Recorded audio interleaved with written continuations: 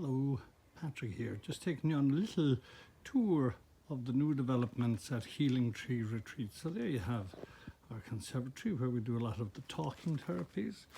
Around here then you have one of the new flower beds that were put in, and there's the log cabin where if you're staying on a residential retreat, that's where you'll be staying. And then we come on up, we walk on up then to Davy's garden. Up through here, you can possibly make out that there is a pathway there up through the trees and another pathway here over to the pond. And in the interest of biodiversity, this area here to the right is allowed very much to do its own thing. So at the moment, this is a habitat, some wood, some timber, that's interesting for lots of different insects, not least of all the little fellows we used to call the piggies, the wood lice.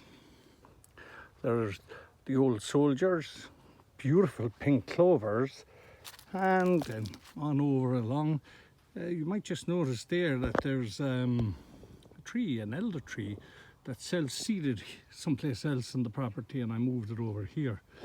There's the red oak, and on up along we go. And here we are on the pathway that leads up into the studio. So I've been doing a bit of work. You can see the lawnmower and the hose and our little trailer. And there you have the entrance to the studio. Up ahead then it's the kind of behind the scenes area where we store a lot of stuff, I like that word. And this is a propagation unit that I made from an old window. So at the moment we're bringing on some peas, some carrots, a few cucumbers, and on the right hand side some leeks, some bark mulch and compost, some fish bone for the trees to give them good rooting system. And so here's our bench that you can sit out on when you're here, just across from the studio. Then we come up to the main meditation garden. And there on the left you can see a box-like structure. Well, if you go around to the other side of that, there's actually a tent, a two-man tent in there.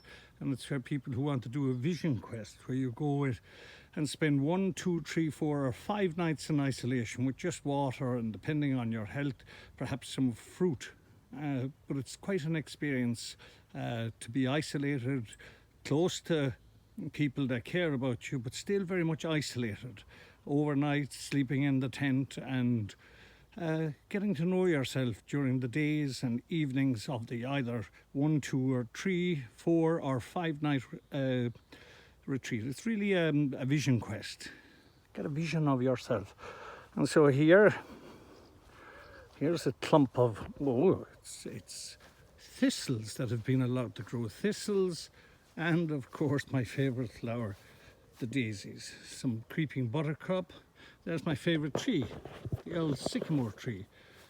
And along here then, this is the old wood area. That's established about 16 years and has grown beautifully with apple trees, crab apples, all sorts of white thorn that have self-seeded.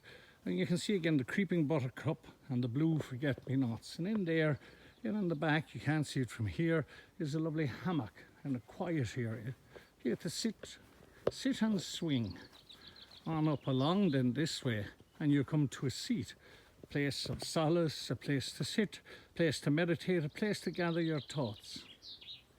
And from this then you can take a kind of a wider view. Again, another area that was allowed to grow wild, and we got a lovely bunch of buttercups, creeping buttercups, and copper beech, and the Japanese rose, another copper beech, rose bush,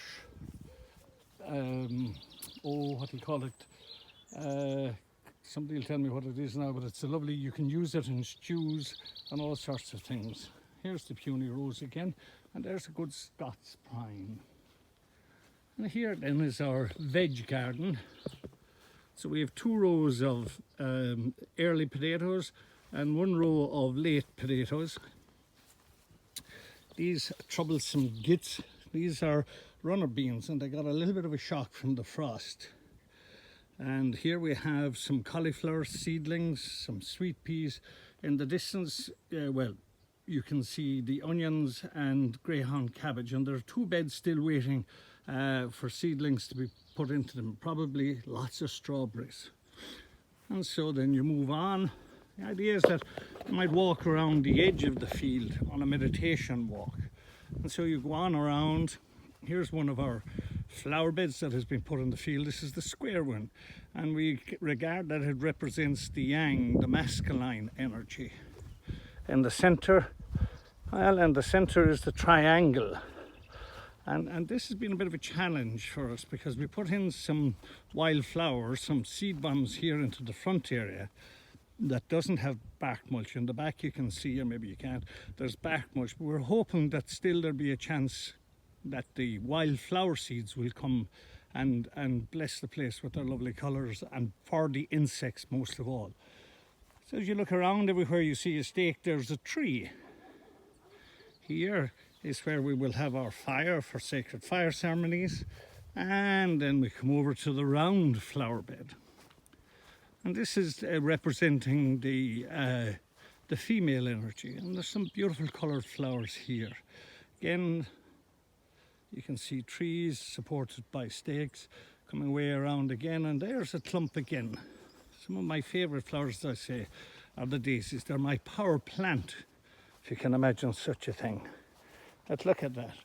It's evening time now, so they've gone off for a snooze. Again, this is just a different view on the old forest. Lots and lots of wonderful trees in there that have served us well and create a safe place for the elves, the unseen ones, the nature spirits, the elements and the elementals rather. And so there you have it. Nice view of the new private meditation garden here at Healing Tree Retreats in Coolba in lovely West Waterford. I hope you'll come and join me for a cup of tea or a little picnic one day soon.